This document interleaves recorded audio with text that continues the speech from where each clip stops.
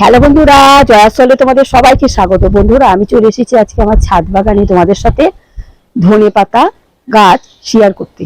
তো এই ধনের বীজগুলো আমি কিভাবে বসাবো এবং কিভাবে কল করে তারপরে মাটিতে বসাবো সেটা তোমাদের সাথে শেয়ার করবো। দেখো বন্ধুরা, আমার গলাটা একদম ঠান্ডায় বসে গেছে। এই ছাদে সন্ধ্যে পর্যন্ত কাজ করতে করতে রাত্রি হয়ে যায়, তো আমার গলাটা একটু বসে গেছে। কিন্তু এই ভিডিওটা না করলেই নয়, আমি এই ধনেপাতা গাছটা যদি এখনই তোমাদের সাথে শেয়ার না করি তাহলে বসাতে অনেক দেরি হয়ে যাবে।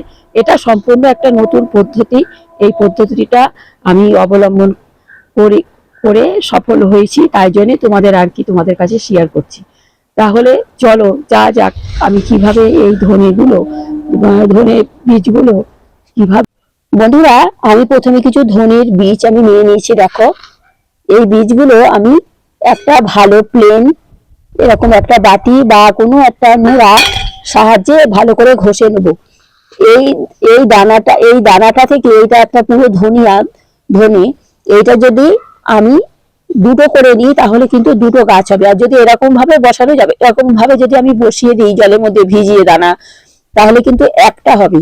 তো সেই জন্য আমাদের করতে হবে কি, একটা এরকম বাটি নেব, নিয়ে সুন্দরভাবে আমরা ঘষে ঘষে একটা দানা থেকে দুটো দানা বের করে নেব। দেখো, এভাবে ঘষবে, সুন্দর হয়ে যাবে। আমি তোমাদের দেখাচ্ছি। দেখো কি সুন্দর। দেখো কেমন দুটো দুটো হয়ে গেল। আস্তে আস্তে করতে হবে যেন ধনেগুলো গুড়িয়ে না যায়। সেই জন্য একটু আস্তে আস্তে ধৈর্য সহকারে সব কাজই করতে হয়।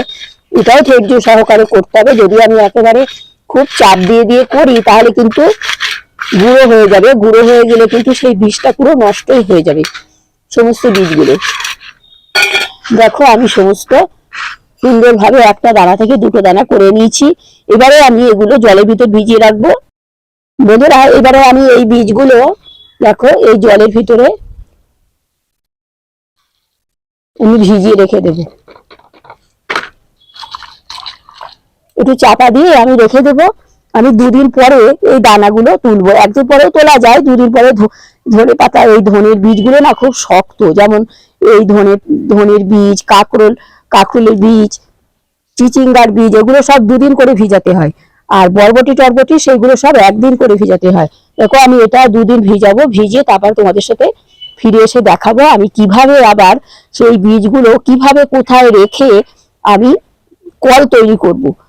কল তৈরি করে তারপরে আমি গাছগুলো বসাবো। এগুলো কিন্তু মাটির ভিতর যদি আমি ডাইরেক্টও দিতে পারি, কিন্তু অনেক সময় কিন্তু হয় না, বীজগুলো পচে যায়। বৃষ্টি যদি বেশি জল পায় পচে যায়, এরকম হয়, পোকামাকড়েও খেয়ে নেয়। তো যাই হোক, আমি প্রথমে কল করে নেব, তারপরে আমি তোমাদের সাথে আবার ফিরে এসে দেখাবো। আমি আগে এটাকে ভিজিয়ে রাখি তারপরে। বন্ধুরা, আমি দুদিন পরে ফিরে আসলাম। দানাগুলো যে ভিজিয়ে রেখেছিলাম সেগুলো আমি একটা কাপের ভিতর সামান্য মাটি আর গোবর সার দিয়ে, দেখো আমি এই একটা গোবর সারের ভিতরে আমি পুড়ে রেখেছিলাম অনেকগুলো গোবর সার, এক ব্যাগ মতন গোবর সার, তার ভিতরে আমি এই কাপটা ধরে বসিয়ে দিয়েছিলাম। বসিয়ে দেওয়ার পরে আমি 3 দিন 4-5 দিন পরে ফিরে এসে তোমাদের দেখাবো যে কেমন কল হয়েছে। তারপরে আমি অন্য জায়গায় বসিয়ে দেবো। ন্যাকড়াই করে বসালেও, কাপড়ে পুটলি করে জলের স্প্রে করেও সেটাও করা যায়। আর এটা একটা সিম্পল পদ্ধতি, এটা করেও তোমরা দেখো খুব সুন্দর সুন্দর হবে। আজকে আমি তাহলে তোমাদের দেখাবো আবার যে কেমন গাছ থেকে দানাগুলো থেকে বীজ থেকে কেমন কল হয়েছে। দেখো, কলে একদম ভর্তি হয়ে গেছে। দেখো, আমি বলবো না, তোমরাই দেখো। আমি সামান্য গোবর সার আর মাটি দিয়ে কাপের ভিতরে রেখে ওই গোবর সারের প্যাকেটের ভিতর পুড়ে দিয়েছিলাম। এটা আমি দেখো কত সুন্দর একদম দানাতে ভরে গেছে, দানাতে কলে ভরে গেছে। দেখো, কল একদম ভর্তি। তো এটা এখন আমি সাবধানে সমস্ত ভালোভাবে ছাড়িয়ে ছাড়িয়ে নেব, হালকা হাতে, বেশি জোর করব না, তাহলে কিন্তু সমস্ত শিকড়গুলো যেগুলো কল বেরিয়েছে তাহলে ওইগুলো কলগুলো তাহলে ভেঙে যেতে পারে। তো হালকা হাতে সেগুলো করে নিলাম। এই কাপটার ভিতরে আমি রেখেছিলাম। রেখে এইবারে আমি আমার সমস্ত মাটি রেডি করাই আছে, সেইখানে আমি বসিয়ে দেবো। দেখো, এগুলো একদম এত সুন্দর কল হয়েছে। আমি আগেও মাটিতে বসিয়েছি, কিন্তু হাফ গাছ হয়, হাফ গাছ মারা যায়, এরকম হয়। কিন্তু আমি অনেক সময় ন্যাকড়ার পুটলি করেও রেখেছি এরকম। প্লাস্টিকের পলিব্যাগেও রেখেছি, কিন্তু এরকম কোনোদিন হয়নি। তো ভাবলাম তাই তোমাদের সাথে শেয়ার করি। দেখো এই ক্যারেটটার ভিতরে আমি বসিয়ে দেবো। এটাও একটা আমার টিভির বক্স পিছনটা, এটাকে আমি একটা গাছ বসানোর উপযুক্ত জায়গা তৈরি করে নিয়েছি। কোনো জিনিসই আমার ছাদ বাগানে আমি ফেলি না, সমস্ত জায়গায় আমি চেষ্টা করি এটা ফেলে দেওয়া জিনিসের ভিতরে কিভাবে আবার আমি করছি। আমি বিসিলারি বোতলের প্যাকেটের ভিতরেও আমি করে তোমাদের ধনেপাতা গাছ দেখিয়েছি। আজকে আবার দেখাচ্ছি টিভির বক্সের ভিতরে। দেখো এটা টিভির বক্স। আমার আগে একটা ছোট সাদা কালো টিভি ছিল, সেই টিভির বক্সটা আমি ফেলে না দিয়ে সমস্ত গাছ বসাচ্ছি। এটা ধনেপাতা। দেখো সমস্ত দানাগুলো আমি হালকা হাতে সব ছড়িয়ে দিয়েছি। দেখো কত কল হয়ে গেছে, দেখো সুন্দর সুন্দর কলে ভর্তি। তো আমি আস্তে আস্তে হালকা হাতে সব ছড়িয়ে দেব। দিয়ে তারপরে মাটিটা রেডি করা আছে, মাটিটা দিয়ে একটা আস্তরণ দিয়ে দেবো। দেখো প্রথমে আমি সমস্ত কোনো জায়গায় একটু ফাঁকা রাখছি না, সমস্ত একদম আমি আস্তে আস্তে ধারে মধ্যেখানে সমস্ত জায়গায় আমি হালকা হাতে দিতে হবে। এই কাজটা হালকা হাতেই মানে ছড়াতে হবে, বেশি চাপ দিলে কিন্তু ভেঙে যাবে, আগেও বললাম। তারপরে আমি ঝুরঝুরে মাটি, বেশি ভিজেও না আবার শুকনোও না, ঝুরঝুরে মাটি আমি হালকা একটা আস্তরণ দিয়ে দেবো। দেওয়ার পরে এটাকে আমি ঢাকা দিয়ে রেখে দেবো। ঢাকা দেওয়ার পরে আমি আবার 3 দিন 4 দিন পরে আবার ফিরে আসবো, তখন আবার তোমাদের দেখাবো। দেখো আমি 2-3 জায়গায় এই ধনে বীজগুলো বসাবো। এই ক্যারেটটার ভিতরে বসাচ্ছি, ক্যারেটই বলবো, টিভির বক্স তো এটার ভিতরে বসাচ্ছি। আবার একটা চুপড়ির ভিতরেও বসাবো, একটা মালসার ভিতরেও বসাবো।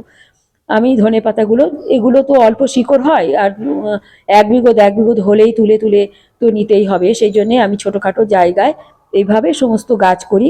কোনো কোনো প্যাকেট বা কোনো বক্স আমি ফেলে রাখি না, সবটার ভিতরে যে যেমন গাছ, যে যেমন শিকড় ছাড়বে, যে যেমন বড় হবে, সে সমস্ত পাত্রে বসানোরই আমি চেষ্টা করি। দেখো তাহলে এই টিভির বক্সের ভিতরে বসিয়ে দিয়েছি। দিয়ে এবারে আমি একটু জলের ছিটে দিয়ে দেবো। জলের ছিটে দিয়ে হালকা করে আমি সমস্ত জায়গায় জলের ছিটে দিয়ে দেবো। দিয়ে তারপরে আমি চাপা দিয়ে রেখে দেবো। দেখো একটা চুপড়ি, এই চুপড়িটার ভিতরেও আমি সমস্ত দানাগুলো ছড়িয়ে দেবো। আমার এটা মাটি রেডি করা আছে, স্রেফ গোবর সার আর মাটি, আর কিছু না, সর্ষের খোল টোল আর কোনো কিছু না। আমি তো ছাদ বাগানে সমস্ত কত কিছু দিয়ে মাটি তৈরি করি, কোনো কিছু না, স্রেফ গোবর সার আর মাটি রেডি করে রেখে 5-6 দিন রেডি করে রেখে তারপরে আমি সমস্ত দানাগুলো ছড়িয়ে দিচ্ছি। দেখো এই চুবড়িটার ভিতরেও আমি সমস্ত দানা ভালোভাবে আমি ছড়িয়ে দিচ্ছি।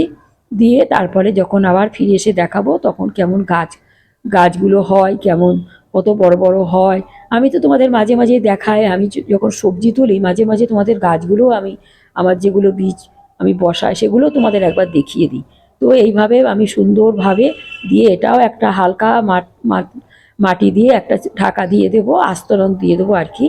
দিয়ে তারপরে এটাও একটা চাপা দিয়ে রেখে দেবো, যাতে রোদ্দুরে যে দানার এই যে কলগুলো যাতে পুড়ে না যায়, রোদ্দুরে যাতে নষ্ট না হয়ে যায়। বেশি বৃষ্টি না, বেশি জল দেবো না যাতে পচে না যায়, এটাকে আমার একটু সাবধানে রাখতে হবে। তো যাই হোক, এটা আমি দুপুরবেলা চাপা দিয়ে রাখি, সকালবেলা আবার রাত্রিবেলা একটু খুলে দিই। দিয়ে এরকম করে করে 2-1 দিন করার পরে যখন গাছগুলো একদম সুন্দর সবুজ হয়ে যাবে, দুপাতা করে, তখন আমি একদম রোদ্দুরে রেখে দেবো। দেখো এখন সুন্দরভাবে আমি চাপা দিয়ে দিয়েছি। দিয়ে আবার চাপা দেবো, একটু জলের গাছগুলো দানাগুলো বসিয়ে এবার একটু জলের ছিটে হালকা হাতে আবার একটু জলের ছিটিয়ে দিয়ে দিচ্ছি। দিয়ে আমি রেখে দেব একটু ছায়াছন্ন জায়গায়, যাতে বেশি রোদ্দুর টোদ্দুর না পায়। একটা ঢাকনা দিলাম, একটা প্লাস্টিকের একটা ছোট গ্লো ব্যাগ আমি চাপা দিয়ে দিলাম। আর এটাতে একটা কাঠ দিয়ে, একটা যদি নেমে যায় একটা কাঠ দিয়ে, দুটো আমার ব্যাগ ছিল, এই ব্যাগ দুটো, বস্তাও দেওয়া যায়, তো আমি হাতের কাছে যেটাই পেয়েছি সেটাই আমি দিয়ে দিলাম। এই দুটো ব্যাগ দিয়ে চাপা দিয়ে রাখলাম। আবার আমি পরে আবার ফিরে এসে তোমাদের আবার দেখাবো আমার গাছের দানাগুলো কেমন বেরোলো কি না বেরোলো। যাই হোক, এইভাবে তোমরাও ছাদ বাগানে করো, দেখবে সুন্দর সুন্দর। আজকে আমি আবার চলে আসলাম 4-5 দিন পরে। দেখো আবার কি সুন্দর আমার সমস্ত ধনেপাতার বীজগুলো ছড়িয়েছিলাম, তারও 4-5 দিন পরে ফিরে এসে দেখো সব দুপাতা করে বেরিয়ে গেছে। আরও যদি আমি 1 সপ্তাহ পরে তোমাদের দেখাতে পারতাম তো দেখতে আরও ভর্তি হয়ে যেত। তো এই ভিডিওটা আমি তাড়াতাড়ি করার কারণ, যে তোমরা যাতে এইভাবে তোমরা যদি এই গোবর সারের ভিতরে এইভাবে রেখে কাপের ভিতর বা ন্যাকড়া করে রাখলেও হবে, বা টিস্যু পেপারে রাখাই ভালো, বা কাপে রাখাও ভালো, কাপড়ে কিন্তু কলগুলো আটকে যেতে পারে। তো যাই হোক এইভাবে দিলাম, দেখো কত সমস্ত দানা আরও বেরোচ্ছে, আস্তে আস্তে তোমাদের দেখাচ্ছি। সব দানাগুলো আমার কিন্তু বেরিয়ে যাচ্ছে, আরও বেরোবে, আরও আরও অনেক অনেক দানা বেরোবে। তো তখন আবার যখন একটু একটু বড় হবে তখন তুলে তুলে আমি নিয়ে নেব। যাই হোক, এখানে এইভাবে যে আমি আবার একটু মাঝে মাঝে একটু জলে ছিটে দেবো, আবার দুপুরবেলা করে, আবার রাত্রিবেলা খুলে দেবো, আবার মাঝে মাঝে দুই একদিন একটু চাপা দিয়ে রেখে দেবো। আবার দেখো ঝুড়ির ভিতরেও যে গাছগুলো আমি বীজগুলো বসিয়েছিলাম সেগুলো দেখো সুন্দর বেরিয়ে গেছে, দেখো অজস্র অজস্র বেরিয়ে গেছে। ধনে পাতা একটু বেশি চাপ হয়ে গেলেও অসুবিধে নেই, বেশি দানা হয়ে গেলেও যেই হয়ে যাবে সেগুলো তো আমরা মাঝে মাঝে ভিতর থেকে তুলে নেবো, আর পাশে সেই গাছগুলো আবার বড় বড় হয়ে যাবে। তো আমাদের ছাদ বাগানে অল্প জায়গা। তাহলে বন্ধুরা, তোমরা আমার এই ধনের বীজ থেকে কিভাবে আমি গাছ করলাম, তোমরা তাহলে আমার এই ভিডিওটা দেখলে, তোমাদের যদি আমার এই ভিডিওটা ভালো লেগে থাকে তো তোমাদের কাকিমাকে একটা লাইক শেয়ার সাবস্ক্রাইব করে আমার চ্যানেলটার